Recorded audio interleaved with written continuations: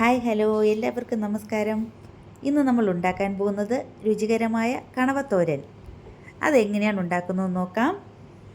ഈ വീഡിയോ കണ്ട് ഇഷ്ടമായാൽ എല്ലാ പേരും ലൈക്ക് ചെയ്യണം, ഷെയർ ചെയ്യണം, സബ്സ്ക്രൈബ് ചെയ്യണം.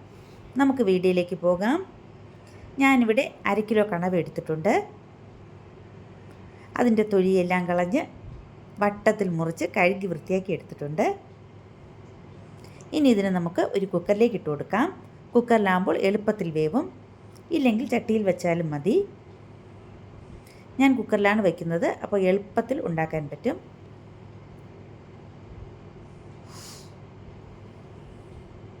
ഇനി ഇതിലേക്ക് ഒരു ചെറിയ കഷ്ണം ഇഞ്ചി, 1 ടീസ്പൂൺ കുരുമുളക് ഇത്രയൊന്ന് ചതച്ചെടുത്തിട്ട് വരാം. ഇതിലേക്ക് 1/2 ടീസ്പൂൺ മഞ്ഞൾപ്പൊടി, ചതച്ച ഇഞ്ചിയും കുരുമുളകും, 1 ടീസ്പൂൺ ഉപ്പ്,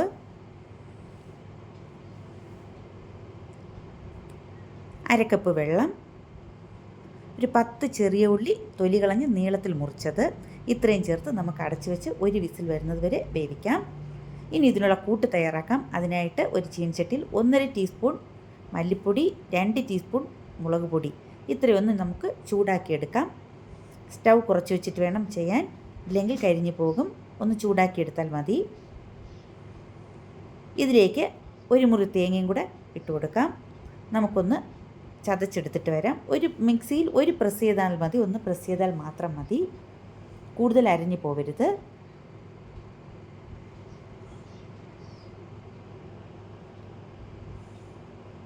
നമുക്കിതിനെ ഒന്ന് ചതച്ചെടുത്തിട്ട് വരാം. നമ്മുടെ കണവ ഇപ്പോൾ വെന്തിട്ടുണ്ട്. ഇപ്പോൾ നിറച്ച് വെള്ളവും എല്ലാമുണ്ട്. നമുക്കതിനെ ഒരു ചട്ടിയിലോട്ട് മാറ്റാം. ഇനി ഈ വെള്ളം ഒന്ന് വറ്റിച്ചെടുക്കണം. അതിനായിട്ട് നമുക്ക് സ്റ്റൗ ഓണാക്കി വയ്ക്കാം. ഒന്ന് നന്നായിട്ട് ഇപ്പോൾ തിളച്ച് വന്നിട്ടുണ്ട്. ഇനി ഇതിലേക്ക് നമുക്ക് കൂട്ട് ചേർത്ത് കൊടുക്കാം. ഇനി അടച്ചു വെച്ച് കുറച്ച് നേരം ഒന്ന് വേവിച്ച് കൊടുക്കാം. ആ കൂട്ടൊക്കെ ഒന്ന് വെന്ത് കിട്ടട്ടെ.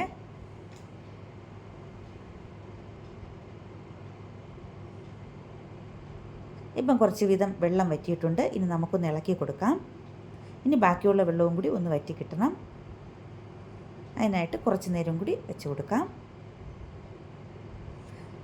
ഈ സമയം ഉപ്പ് നോക്കണം. ഉപ്പില്ലെങ്കിൽ കുറച്ചും കൂടി ഉപ്പിട്ട് കൊടുക്കാം. നന്നായിട്ടൊന്ന് വറ്റട്ടെ.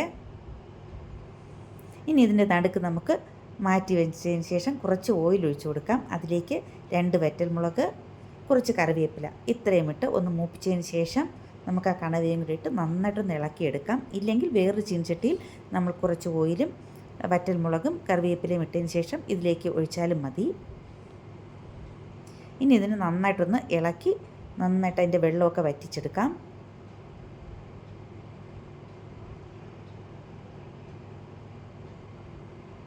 ഇപ്പോൾ നമ്മുടെ കണവത്തോരൻ റെഡി ആയിട്ടുണ്ട്. രുചികരമായ കണവത്തോരൻ. ഇത് ഇഷ്ടമായാൽ ലൈക്ക് ചെയ്യണം, ഷെയർ ചെയ്യണം, സബ്സ്ക്രൈബ് ചെയ്യണം. താങ്ക്